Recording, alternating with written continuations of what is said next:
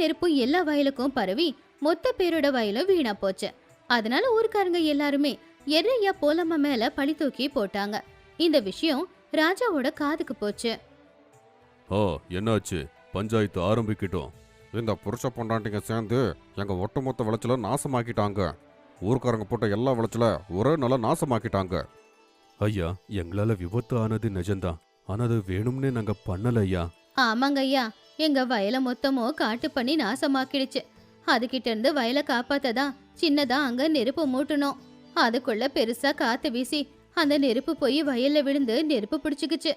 ஆமா ஐயா, அது வேணும்னே நாங்க பண்ணல. என்னப்பா பெரிய மனுஷா, அவங்க வேணும்னே இது பண்ணலன்னு சொல்றாங்க. நீ என்ன சொல்ற?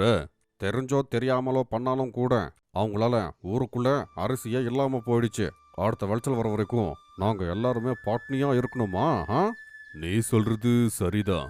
தப்பு நடந்திருக்கு. ஒன்னு நஷ்ட ஈடு கொடுக்கணும், இல்லனா சிறையில இருக்கணும். ஐயா, இந்த வயசுல அவங்க சிரிக்க போறது நான் விருப்பப்படல. அவங்களுக்கு பதிலா நான் சிரிக்க போறேன் ஐயா. நீயா இருப்பா நடுவுல? ஐயா, நான் அவங்க பையன்.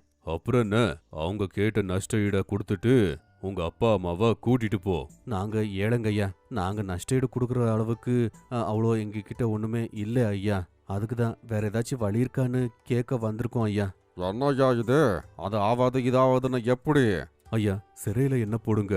தயவு செஞ்சு அவங்கள விட்டுருங்க.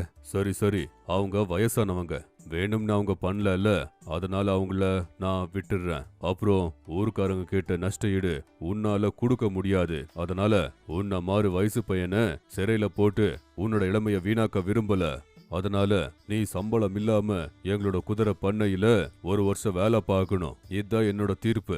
ராஜாவோட தீர்ப்பை எதிர்த்து பேச முடியாம ஊரோட தலைவர் கிருஷ்ணய்யா, எர்ரையா, போலம்மா எல்லாருமே அங்கிருந்து அவங்கவுங்க வீட்டுக்கு போயிட்டாங்க.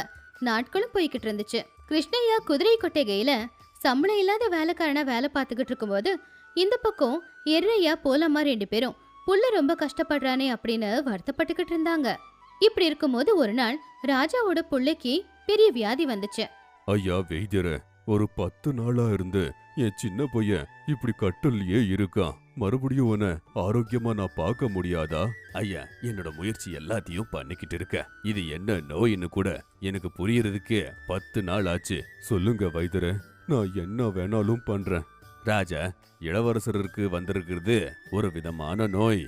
அதை நாம குணமாக்கணும்னா இந்த நாட்டு மூல இருந்து எந்த மூலிகை வேணாலும் நான் எடுத்துட்டு வர சொல்றேன். ஆனா ஒரே ஒரு வார்த்தை, என் பையனை குணமாக்குறேன்னு நீங்க எனக்கு வாக்கு கொடுங்க. நிஜம் சொல்ல போனா நம்ம நாட்டுல இருக்கிற மூலிகை எல்லாம் இதுக்கு பத்தாது ஐயா. நம்ம